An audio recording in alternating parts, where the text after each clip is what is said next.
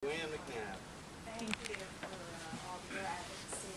Thank you for your advocacy and your work. I know that you and Congressman Scott and Congressman Moran are probably our big advocates in the Congress. We have tried very hard to get, particularly members on our side of the aisle, to have the guts to do it, but they won't for whatever reason. How do you think we should get them to realize that standing up for reasonable gun laws is not going to cost them an election? I'll be honest. It's a habit of mine.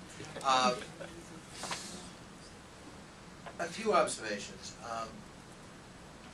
What amazes me about, in my lifetime, I guess the first big gun incident I remember was the University of Texas Tower shooter. And, all the way through Columbine and Virginia Tech, and there is no outrage anymore. Huh? It's another one. There's no seminal, dispositive incident anymore, and the gun, and we've almost become inured to it. That's a tragedy. I mean, that politically is very dangerous. How do we get outraged again? Secondly, I would say, frankly, that the gun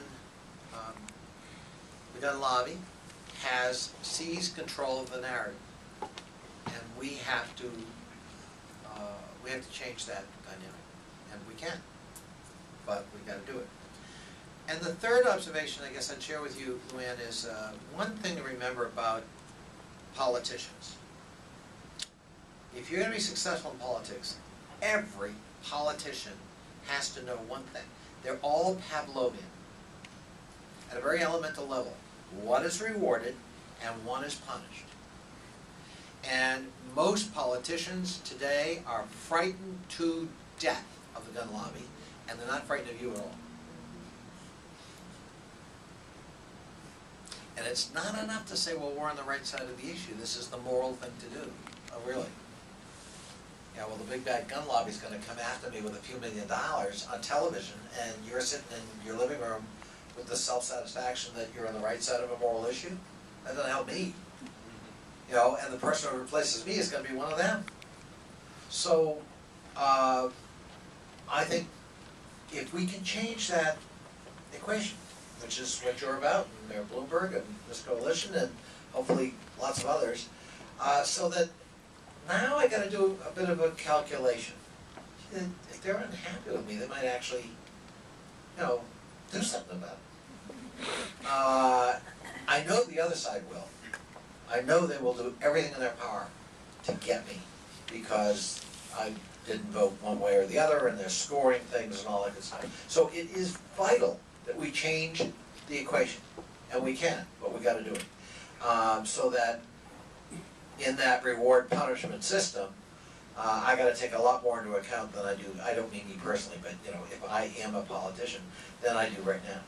And we, advocates for reasonable gun control in America, we can't allow ourselves to be intimidated, and we can't be feckless, and we've got to be willing to do the hard work of political organizing. And it is hard work.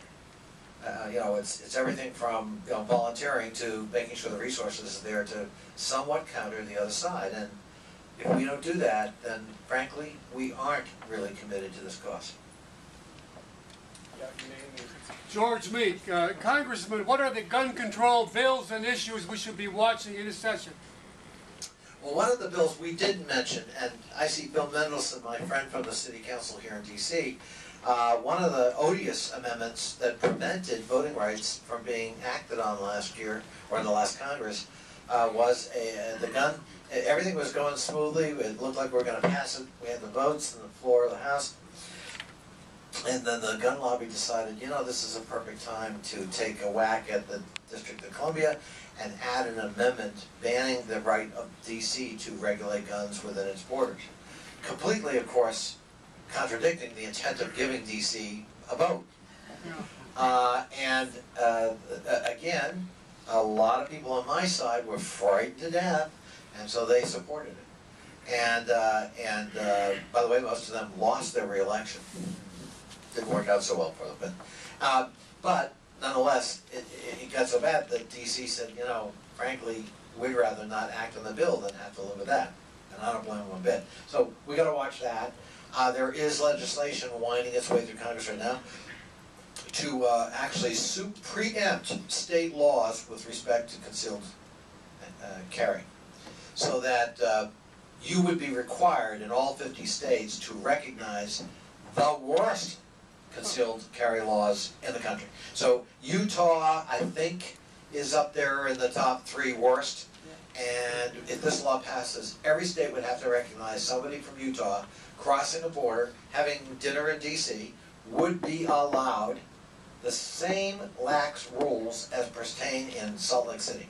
And so much, by the way, for our consistency in terms of states' rights and local control and that big bad federal government preempting and regulating and telling us what to do. That's a horrible thing, except when it comes to guns.